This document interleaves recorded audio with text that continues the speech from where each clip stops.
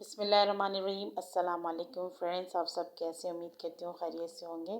आज आप लोग के साथ स्पेशल पकोड़े की रेसिपी शेयर करूँगी जो सिर्फ कढ़ी के अंदर आप इस्तेमाल कर सकते हैं। बहुत ही मज़े की लगती है।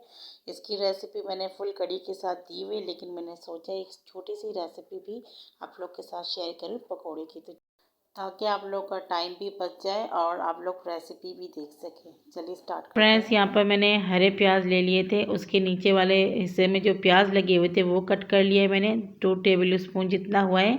और ये देखिए ग्रीन वाले जो आगे वाले पोर्शन होते हैं वो भी 2 टेबल स्पून जितना है, और हरी वाली भी 2 अदद मैंने हरी मिर्च बिल्कुल बारीक चॉप कर कर डाल दिए है। तमाम चीज़ों के एक बाउल के अंदर रखेंगे। स्मॉल साइज़ का मैंने यहाँ पे 2 आलू ले लिए है, ये देखिए। और आलू की कटिंग ये बहुत मेन होता है। आलू को आपने इस तरीके से काट कर धोकर चटनी के ऊपर रख देना है, और इसको भी अपने बाउल के अंदर डालना है। मसाले इसमें डालेंगे 1 चम्मच से थोड़ा सा कम हमने लाल मिर्च पाउडर लिया, आधी चम्मच हल्दी पाउडर, आधी चम्मच ज़ीरा पाउडर, 1 चम्मच धनिया पाउडर, आधी चम्मच कुटी लाल मिर्च और 1 चम्मच नमक। हस्बे ज़रूरत आप यहाँ पे नमक डालिएगा। और 2 से 3 चम्मच भरकर हमने यहाँ पर हरा धनिया शामिल कर लिया बारीक कट करके। उसके बाद थोड़ा सा मिक्सिंग कर लिए। ये देखिए बेसन लेंगे हम इसके अंदर।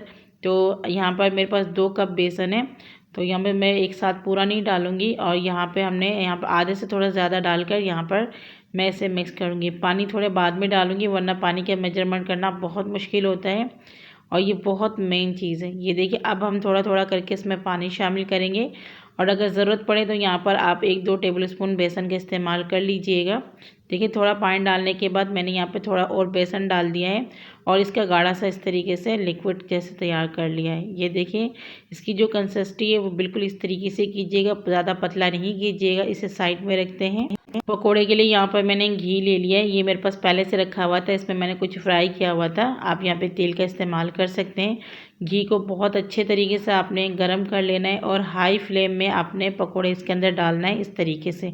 देखिए जिस तरीके से मैं डाल रही हूँ आपने इस तरीके से डालना है, छोटे छोटे करके, बहुत ज़्यादा बड़ा नहीं डालना है। फ्लेम को हाई करके आपने इसको पकाना है जब तक खुद से ही ऊपर नहीं आ जाए तैरते हुए, तब तक आपने चम्मच नहीं चलाना है। उसके बाद आपने इसको उलट पुलट करके तकरीबन 2-3 मिनट पकाना है, जब तक इसमें खूबसूरत सा कलर नहीं आ जाता। बहुत ज़्यादा डार्क कलर भी नहीं देना है, क्योंकि हम कढ़ी बना रहे हैं। पकोड़े जो हम लोग बनाते हैं अलग से, उसके अंदर थोड़ा डार्क कलर चल जाता है, लेकिन कढ़ी में बहुत ज़्यादा डार्क नहीं चलता है। ये देखिए इस तरीके से आपने खूबसूरत सा पकोड़ा तैयार कर लेना है, और इसे निकाल के किसी प्लेट में रख दें। इसी तरीके से सारे पकोड़े हम यहाँ पर तैयार कर लेंगे।